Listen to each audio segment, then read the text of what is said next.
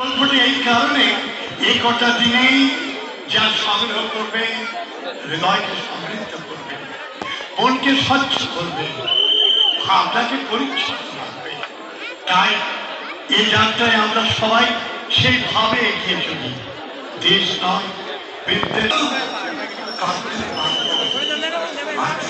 করতে এসে যা নেবেন, যা পাবেন, যা দেখবেন, যা অনুভব করবেন, প্রত্যেকটি কিন্তু আপনাকে এগিয়ে চলার শক্তি যোগাবে, আপনাকে নতুন করে ভাববার প্রেরণা যোগাবে।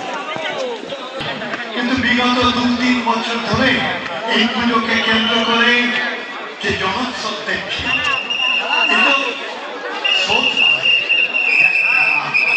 মানুষের মেলা, আনন্দে প্রচন্ড রকম ভাবে আবেগে